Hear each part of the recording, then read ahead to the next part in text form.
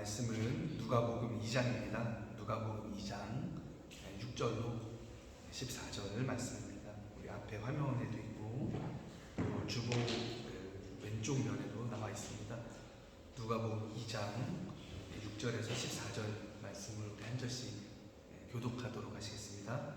거기 있을 그때에 해산할 날이 차서 첫 아들 낳아 강구로 싸서 구유에 누웠으니 인 여관에 있을 곳이 없음이로라. 그 지역의 목자들이 밤에 밖에서 자기 양떼를 지키더니 주의 사자가 곁에 서고 주의 영광이 그들을 두루 비치매 크게 무서워하는지라. 천사가 이르되 무서워하지 말라. 보라, 내가 온 백성에게 미칠 큰 기쁨의 소식을 너희에게 전하노라. 오늘 다윗의 동네에 너희를 위하여 구주가 나셨으니 곧 그리스도 주시니라.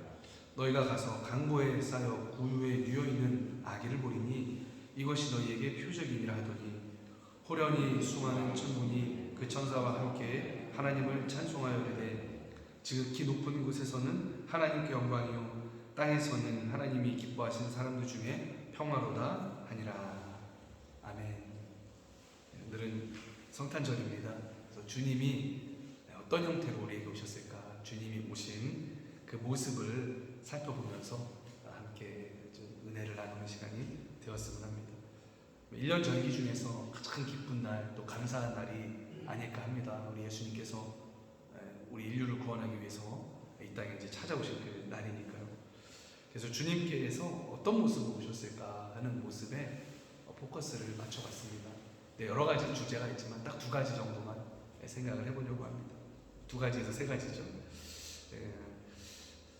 처음에는 사도 요한이 예수님에 대해서 훗날 이렇게 증언을 합니다. 요한 1, 2, 3서를 이렇게 집필하시면서 이런 말씀을 하세요. 요한일서 1장에 있는 말씀인데 제가 읽어드리겠습니다. 태초부터 있는 생명의 말씀에 관하여는 우리가 들은 바요, 눈으로 본 바요, 자세히 보고 우리 손으로 만진 바라. 이 생명이 나타내신 바 된지라. 이 영원한 생명을 우리가 보았고 증언하여 너희에게 전하노니 이는 아버지와 함께 계시다가 우리에게 나타내신 바 된 이시니라.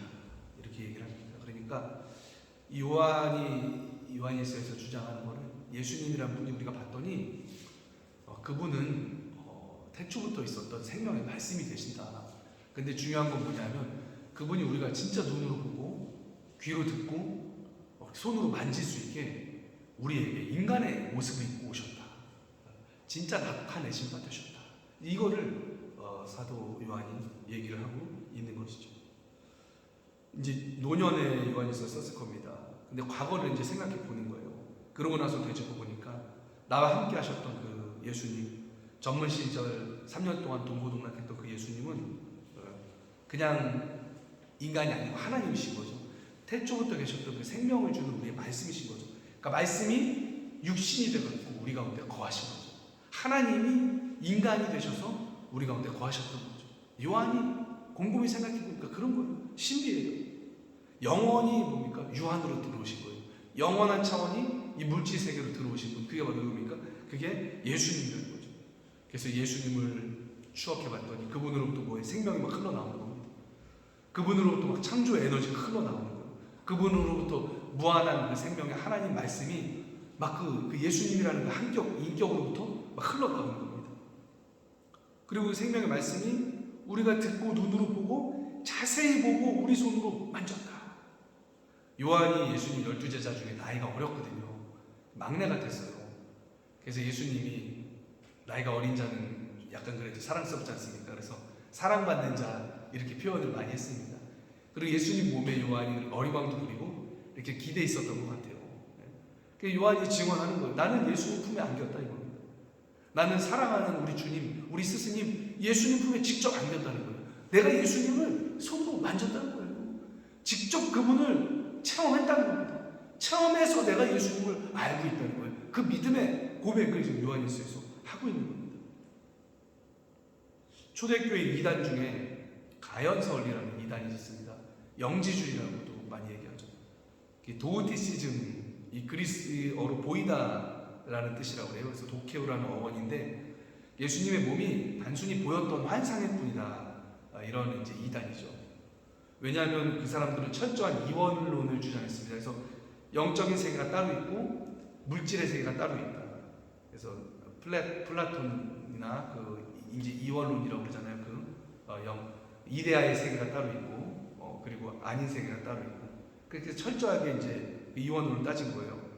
그래서 하나님 즉 영적인 그 세계에 있는 하나님이 이 물질 세계를 취할 수가 없다. 그들의 사상에 의하면 그렇기 때문에 진짜 인간의 몸을 입고 올 수가 없다는 거죠.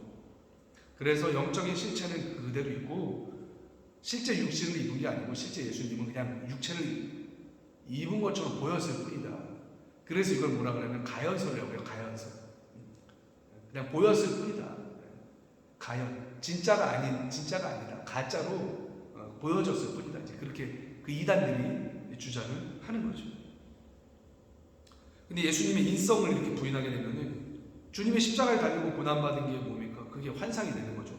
실제 육체로 찢김받고 실제 육체에서 피를 흘린 게 아니기 때문에.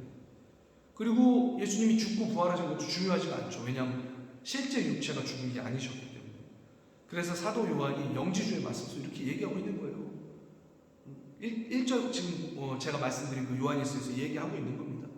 우리가 눈으로 보고 귀로 듣고 손으로 만진마라. 그분은 육체 가운데 우리 가운데 거하셨다. 이걸 요한이 영지주에 맞서서 얘기를 하고 있는 겁니다. 또 요한일서 4장 2절 3절에는 이런 내용이 있습니다. 제가 읽어드리겠습니다. 이로써 너희가 하나님의 영을 알지니 곧 예수 그리스도께서 육체로 오신 것을 시인하는 영마다 하나님께 속한 것이요 예수를 시인하지 아니하는 영마다 하나님께 속한 것이 아니니 이것이 곧 적그리스도의 영이니라. 오리라 한 말을 너희가 들었거니와 지금 벌써 세상에 있느니라.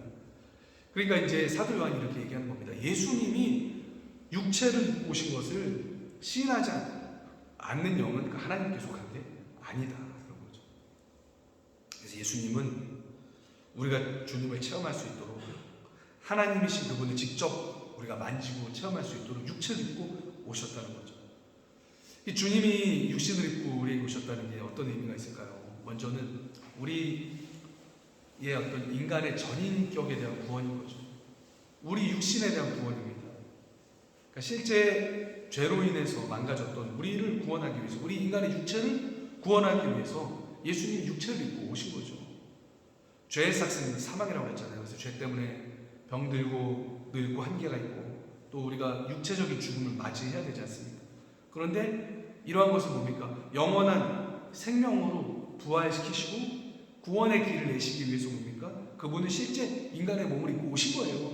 실제 인간으로 살다가 죽고 그러다가 부활하셔서 우리 실제 인간을 구원하기 위해서 우리 주님이 이 땅에 오셨다는 거죠.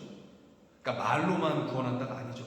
실제 인간이 되셔서 우리와 똑같은 육체의 몸을 입으시고 육체 가운데 살다가 죽고 부활하셔서 구원의 길을 뭡니까? 내신 거죠. 그래서 성경은 부활의 첫 열매다 말씀하잖아요. 물꼬를 트신 겁니다. 그분. 인간의 육체가 구원받을 수 있는 물꼬를 트신 거예요. 그래서 하나님의 구원은요 어느 인간의 한 부분만 구원하는 게 아닙니다. 우리 영혼만 구원하시는 게 아니고요 실제 우리 육체를 구원하시는 거예요. 그래서 이게 영혼 구원이랑은 또 다릅니다. 우리 기독교는 몸이 다시 사는 것과 영원히 사는 것을 믿습니다. 이렇게 우리가 고백하잖아요. 그러니까 우리 기독교는 뭡니까? 우리 몸이 부활해서 우리가 신비한 몸으로 영원히 하나님과 함께 사는 겁니다. 우리 영혼만 쏙 빠져나가고 그 영혼만 천국 가서 영원히 사는 게 아니고 그거는 기독교가 아니죠. 그거는 약간 이단이죠. 우리는 뭡니까? 우리가 지금 입고 있는 몸이 어떻게 변화될지는 모르겠어요. 하지만 하나님의 그 신령한 창조의 능력에 의해서 우리 몸이 다시 부활하는 거죠. 훨씬 더 아름다운 모습, 상상도 못할 모습으로 부활해서 우리 몸 그대로 하나님과 영원히 함께 사는 거죠. 그게 우리 기독교 신앙입니다. 그래서 몸이 다시 사는 것과 엄청 중요합니다. 그래서 예수님이 그렇기 때문에 몸을 입고 오셨다. 요한이 힘주어서 말씀을 하고 계신 거죠. 그래서 우리의 어떤 연약한 부분, 육체적인 망가진 부분을 무시하시는 것이 아니고 그 부분까지 사랑하시는 하나님이죠. 그 부분까지 고쳐주기를 원하시는 그 하나님의 사랑. 그래서 예수님이 인간의 몸을 입고 오셨구나. 저는 그렇게 한번 묵상을 해봤습니다. 또 한 가지는 체험인 것 같아요. 요한의 말대로 우리가 보고 듣고 만질 수 있도록 옛날에 한 20년인가요? 20년 전쯤에 유행했던 한국에서 눈높이 교육 들어보셨죠? 눈높이 교육. 우리 그러니까 눈높이에 맞추셔서 예수님이 오신 거죠. 실제 인간이 되셔서 우리와 동고동락하시고 우리 가운데서 죄를 이기는 모습을 보여주시고 사랑으로 사는 게 어떤 삶인가 하는 것을 보여주시고 또 말씀대로 사는 게 무엇인가를 제자들에게 보여주신 거죠. 그게 실제로 모범이 되신 거죠. 실제 본 것은 잊을 수가 없습니다. 사도들이 뭡니까? 실제 봤기 때문에 예수님을 도무지 잊을 수가 없는 거죠. 그래서 순교를 당할지언정 우리 주님에 대한 그 믿음의 고백을 포기하지 못한 거예요. 왜? 실제 예수님을 봤기 때문에, 실제 그분과 동고동락했기 때문에, 그분의 말씀과 그분의 영광을 보았기 때문이죠. 그래서 초대교회가 태동될 수 있었습니다. 그리고 초대교회를 통해서 그 믿음의 고백이 대대로 흐를 수가 있었죠. 이방 교회로, 그 다음 또 저 유럽으로, 또 미국으로, 또 우리 한국으로, 또 전 세계로.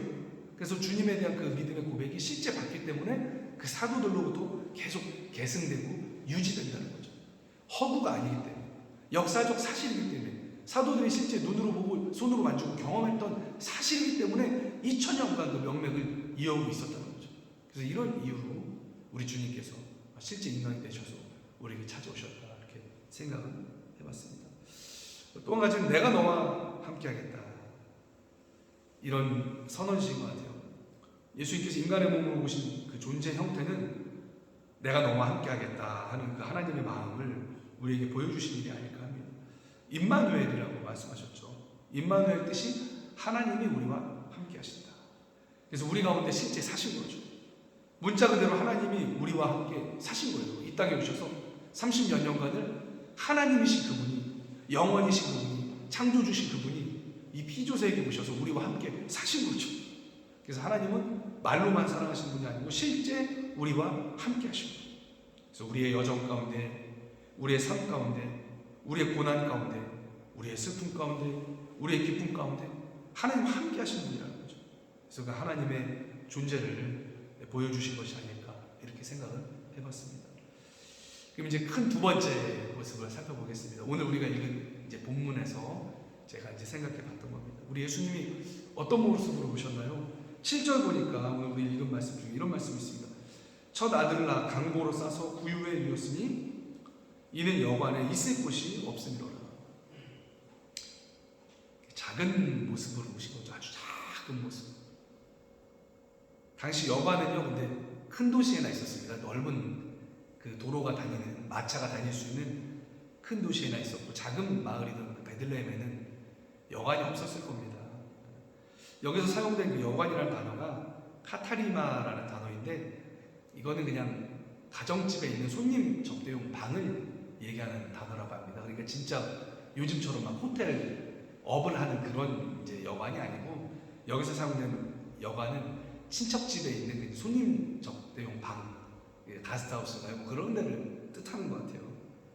그래갖고 이제 요셉과 마리아가 친척 그 베들레헴 집에 가서 그 친척집 중에 있는 손님 접대용 방에 머물려고 했지만 이미 거기가 사람들로 가득 찼기 때문에 거기에 몸을 이제 누일 수가 없었던 거죠. 근데 마리아가 이제 출산이 막 거의 막 임박하니까 밖에서 유숙할 수도 없고, 그래서 그 집 아래에 있던 그 동물들을 위한 공간에서 이제 머무르고 거기서 이제 출산을 하신 거죠. 그래서 요셉과 마리아가 그 집 아래에 가축을 두는 공간에서 예수님을 출산하신 거죠. 당시 이제 집의 구조가요, 동굴 위에다가 집을 지었다고 합니다. 그리고 이제 이스라엘 팔레스타인 지역에 동굴이 많으니까. 그리고 그 동굴을 가축을 두는 그 공간으로 사용을 했다고 해요. 왜냐면 동굴이 겨울에는 따뜻하고 또 여름에는 시원하고 하니까. 그래서 우리나라 어떤 헛간이나 뭐 우리나라 이제 그 동물들을 그 두는 걸 뭐라고 그러죠? 그런 뭐 나무 목조로 이렇게 지은 건물 형태로 생각하면 안 되고 동굴이라고 합니다. 동굴. 그래서 축사가 아니고, 그러니까 사람이 지은 축사가 아니고 동굴 형태로 된 장소에서 예수님이 나셨을 거라고 이렇게 학자들이 많이 얘기를 합니다. 근데 어쨌든 동물들이 있었던 곳에서 이제 출산하신 건 동일하죠. 그리고 이제 보통 말구유라고 생각하는데 그 당시 베들레헴이 이제 좀 이렇게 험한 산지 지역이었다고 합니다. 그래서 이제 말은 잘 안 썼대요. 말은 전쟁에 나갈 때나 쓰는 거고, 그래서 거기서 그 사람들이 그 평소에 길렀던 게 나귀라고 합니다. 나귀. 그래서 아마도 학자들은 말구유보다는 나귀 구유였을 것이다 이렇게 추측을 많이 합니다. 근데 이제 그건 모르겠어요. 천국 가서 여쭤봐야 알겠죠. 어쨌든 구유. 근데 동일합니다. 뭐 말구유가 됐든 나귀 구유가 됐든 동물들 그 먹이 주는 곳이 이제 구유 아닙니까? 그 구유에 이제 예수님을 출산하셔서 이렇게 보자기로 싸갖고 거기에 누인 거죠. 이제. 그리고 그 당시 구유는 뭐 이렇게 나무나 이런 걸로 만든 게 아니고 그 돌을 이렇게 중간을 파가지고 움푹하게 파갖고 돌에다가 이렇게 팠다고 합니다. 반영구적으로 쓸 수 있게끔 이제 그랬다고요. 그래서 돌로 만든 그 동물들 주는 그 먹이통에 우리 예수님이 거기로 이렇게 태어나셔서 누워 계셨던 거죠. 하나님의 아들, 구원자, 메시아, 가장 높으신 분인데 하나님과 함께 이 세상을 만드신 분이 어떻게 이런 모습으로 오셨을까? 이렇게 그 동물들 먹이통에 이렇게 누이시게 오셨을까? 그래서 제가 생각해봤던 게 주님이 재림 때와는 다르겠지만 주님의 이 성탄은, 주님의 초림은 우리에게 모든 걸 주기 위해서 오셨구나. 겸손한 모습으로 오셨구나. 그걸 제가 묵상을 해봤습니다. 세상의 왕들처럼 막 권세를 부리고 힘으로 굴복시키고 반항하는 자들을 막 부러뜨리고 꺾여서 자신에게 복속시키기 위해서 오신 것이 아니고 정말 자기 자신을 오히려 인간들에게 주시기 위해서 오셨다. 그런 것을 이 탄생의 장면을 통해서 제가 생각해 볼 수 있었습니다. 또 이제 그 구유가 먹이 담는 통이잖아요. 예수님은 훗날 예수님 자신을 이렇게 묘사하십니다. 요한복음 6장 35절 예수께서 이르시되 나는 생명의 떡이니 내게 오는 자는 결코 줄이지 아니할 터이요 나를 믿는 자는 영원히 목마르지 아니하리라. 또 초회만찬 때 이런 말씀하셨어. 이런 말씀을 하셨죠. 또 떡을 가져 감사기도 하시고 떼어 제자들에게 주시며 이르시되 이것은 너희를 위하여 주는 내 몸이라 너희가 이를 행하여 나를 기념하라 하셨습니다. 그래서 예수님은 세상에 자신의 영원한 양식으로 내어주시기 위해서 오신 거죠. 그래서 첫날부터 구유에 오셨구나. 그것도 왕의 식탁이 아닌 가장 낮은 그 동물들의 구유 위에 누이셨구나. 이렇게 제가 묵상을 해봤습니다. 그래서 성탄은 어떤 날인가? 우리에게 자신을 주러 오신 예수님을 기억하는 날이구나. 우리에게 생명을 주시기 위해서 오신 예수님을 기념하는 날이구나. 이렇게 묵상이 되었습니다. 그래서 사랑하는 성도 여러분, 이 예수님, 이 주님이시라는 영원한 생명의 양식을 여러분 받아서 취하시기를 주님의 이름으로 축복을 드리겠습니다. 이 생명의 떡이신 우리 주님을 취하세요. 믿음으로 그 불에 나갈 때 우리가 영원히 목마르지 않을 것입니다. 그래서 영원한 생명이 여러분의 배에서 그 생수의 강이 넘쳐 흐를 것을 축복합니다. 마지막으로 한 가지만 더 생각해 봤습니다. 오늘 말씀 보니까 천사들이 예수님의 나심을 선포합니다. 근데 그 천사들의 선포를 듣는 대상이 누굽니까? 목자였죠. 그 베들레헴 그 지역에서 양떼치던 그냥 목자였습니다. 목자가 누굽니까? 어떤 그림에 보면은 이제 무슨 멋있는 가운 같은 거 입고 막 큰 양떼를 들고 목자를 멋있게 그려놓는데요. 그거는 이제 많이 미화한 그림이고요. 그 당시 목자들은요, 약간 이제 하층민이 가지고 있는 직업이었고 굉장히 어려운 직업이었습니다. 왜냐하면 양떼를 이제 먹여야 되는데 풀이 얼마 없기 때문에 막 돌아다니면서 먹여야 됐거든요. 그래서 한 번 나오면 몇 주씩 몇 달씩 집에도 못 들어가고 잘 씻지도 못하고 때로는 야외에서 잠도 자고 막 그런 것이 목자였습니다. 또 자기 소유의 양떼가 아니고요, 소장농처럼 주인의 양떼를 맡아 기르고 그냥 월급 받는 어떤 그런 시세였던 거죠. 그러니까 굉장히 고달픈 사람들이었습니다. 이 목자들이, 목동이. 뭐 이렇게 낭만적이고 그러지가 않고요, 더럽고 힘든 그러한 직업이었죠. 그런데 하나님의 천사는 이 사실 천하디 천한 직업의 목자들에게 나타나셔서 예수님의 탄생을 오늘 말씀에 알린 거예요. 8절 보니까 그 지역의 목자들이 밤에 밖에서 자기의 양떼를 지키더니 주의 사자가 곁에서 주의 영광이 그들을 두루 비치며 무서워하는지라. 10절 천사가 이르되 무서워하지 말라. 보라 내가 온 백성에게 미칠 큰 기쁨의 좋은 소식을 너희에게 전하노라. 오늘 다윗의 동네에 너희를 위하여 구주가 나셨으니 곧 그리스도 주시리라. 너희가 가서 강보에 쌓여 구유에 누워있는 아기를 보리니 이것이 너희에게 표적이니라. 그러니까 유대 당시 똑똑한 사람 많았습니다. 율법학자, 서기관, 신학자, 종교인들 많이 있었죠. 그런데 하나님의 천사가 그들에게 가지 않았다는 거예요. 베들레헴 지역에서 밤에 양떼를 치고 있던 목자들에게 나타나서 예수님의 탄생을 이렇게 선포했다는 거죠. 그래서 예수님의 탄생을 보러 갔던 자들도 당연히 그 목자들이었어요. 목동들이었습니다. 또 이제 다른 복음서 되면은 복음서를 보면은 그 동방 박사들도 방문을 했지만 유대인 중에서는 그래서 지체가 높은 사람이 한 명도 안 갔습니다. 서기관, 제사장, 율법학자, 정치인 한 명도 안 갔습니다. 그냥 목동 그리고 이방인들 그 동방 박사들이 왔을 뿐이죠. 그래서 어떤 생각이 들었냐면 이게 하나님의 일이구나. 인간의 지위나 지혜나 또는 학문, 종교적인 노력이나 전통 이걸 통해서 예수님이 오신 게 아니구나. 오히려 이런 것들을 부끄럽게 하시는 그 하나님의 역사와 경륜을 제가 생각해 봤습니다. 그래서 예수님이 이 땅에 오신 것은요, 오로지 세상을 구원하시고 세상을 사랑하시는 그 하나님의 의지구나. 그 하나님의 사랑의 나타남이시구나. 제가 그렇게 깨달아졌습니다. 그래서 인간 측면에서 뭐 예수님 오게 하려고 막 노력을 하고 그러지 못했다는 거죠.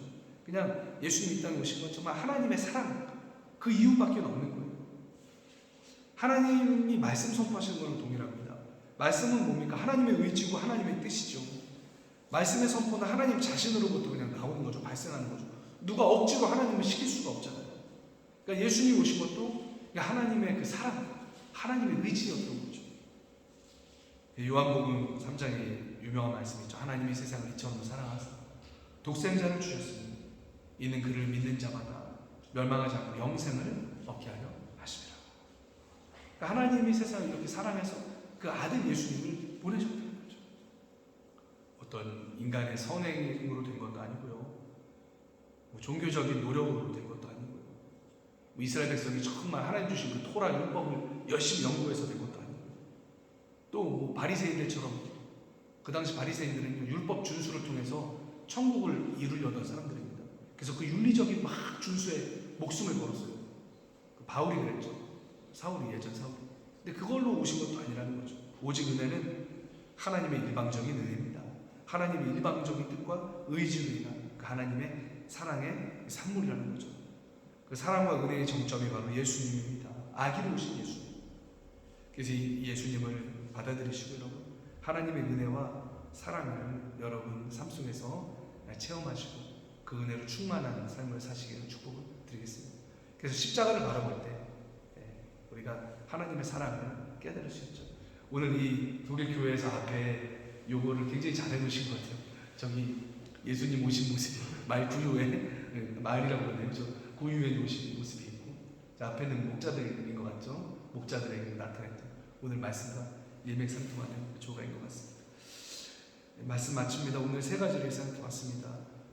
우리가 체험할 수 있도록 우리 인간의 몸을 입고 육신으로 오신 예수님, 또 겸손하게 자기 자신을 주시기 위해서 구유 위에 오신 예수님, 또 우리를 사랑하고 우리를 구원하시려는 전적인 하나님의 의지로 이 땅에 오신 예수님, 이 하나님의 사랑의 증표이신 예수님을 받아들이시고 그 사랑 가운데 한 주도 그 사랑 가운데 충만하게 한 주를 누리시는 저와 여러분 되시기를 축복을 드리겠습니다. 자, 우리 말씀 드린 거 조금씩 기억하면서 이 시간에는 좀 감사기도 했으면 좋겠습니다. 주님, 우리에게 와주셔서 감사합니다. 우리 인간이 되셔서 우리 가운데 거하시고 또 겸손한 모습으로 우리에게 자신을 주신 감사합니다. 또 하나님의 사랑 너무 감사합니다. 잠시 기도드리신 후 제가 기도하겠습니다. 하나님 감사합니다. 우리에게 오셨습니다. 주님 감사합니다. 이 땅에 오셨습니다. 하나님 사랑으로 오셨습니다. 우리에게 약속하신 하나님 구원의 그 약속을 성취하기 위해서 하나님의 뜻과 오직 하나님의 은혜와 오직 하나님의 의지로 우리 가운데 오셨습니다. 주님, 이를 위해서 우리가 한 것이 아무것도 없습니다. 주님, 그렇기 때문에 주님에게 너무나 감사할 뿐입니다. 또 주님은 권세를 부리고 우리를 꺾고 우리를 부러뜨리고 우리를 복속하기 위해 오신 것이 아니고 자신을 오히려 우리에게 주시기 위해서 오셨습니다. 겸손한 모습으로 오셨습니다. 동물들이 하나님 있던 그런 공간에 오셨습니다. 또 구유에 놓여서 오셨습니다. 주님, 우리가 주님의 마음을 본받게 해주세요. 주님의 겸손함을 본받게 해주세요. 주님의 그 사랑을 본받게 해주세요. 주님의 주심을 본받는 우리 되게 해주세요. 받는 것보다 주는 것을 더 즐겨하는 우리를 될 수 있도록 주님 붙잡아 주시옵소서. 하나님 감사합니다. 주님 감사합니다. 주님 감사합니다. 하나님 우리에게 오셔서 감사합니다. 우리를 구원해 주셔서 감사합니다. 우리 예수님을 마음 깊이 영혼 깊이 우리가 매일매일 받아들이게 하시고 우리 주님과 더불어서 이 땅을 살아갈 수 있도록 그래서 천국을 누릴 수 있도록 주님 우리와 함께하여 주시옵소서. 우리에게 오신 감사합니다. 우리 예수 그리스도 이름으로 기도드립니다. 아멘. 찬송 우리 126장 찬송하시면서 하나님 앞에 예물을 봉헌하도록 하시겠습니다.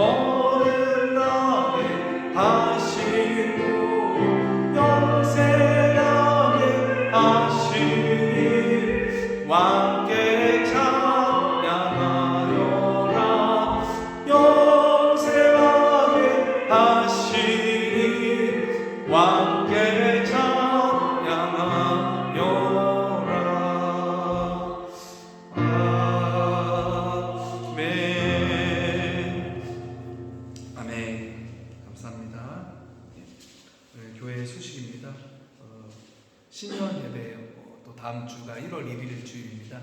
다음 주는 오전 11시로 예배 시간을 이제 변경하도록 했습니다. 독일교회에서 오후 3시에 다음 주에 예배를 드린다고 합니다. 그래서 부득이하게 우리 교회는 11시에 모여야 할 것 같습니다. 그리고 예배 후에 공동 식사가 있습니다. 그리고 환우 위해서 기도해 주시고요. 연말 보고가 이제 오늘로 준비가 되어 있는데 지금 많은 분들이 참석을 못했는데 어떻게 회歴이 넘어갈 때 오늘 그냥 하는 게 나을까요? 아니면은 내년으로 2월을 할까요? 여기 의견을 여쭤보고 좀 하고 싶습니다. 교육들이 너무 컸어. 봐야 하실 분들이 없으니까. 그럴까요? 그러면 또 넘길까요? 예, 그럼 넘기시죠. 그 정도 사람이. 네. 그러면은 이제는 자료가 다 있기 때문에 항상 그 스탠바이를 하고 있겠습니다. 그래서 많이 나오는 그 주에 하면 될 것 같아요. 그래서 1월 첫 주나 이제 하여튼 목표로는 1월을 넘기지 않고 그렇게 그러면 그렇게 하는 것으로 1월 첫 주에 됐으면 좋겠습니다. 예, 그러면 그렇게 하시죠. 오늘 저기 예배 후에 공동 식사 있습니다. 함께 즐거운 시간 가져주시고요. 다음 주 기도 이제 저와 간식 저희 가정입니다. 그래서 잘 섬기도록 하겠습니다. 자, 함께 일어나셔서 우리 결단에 찬양하시고 제가 봉헌 기도와 축도로 마치도록 하겠습니다.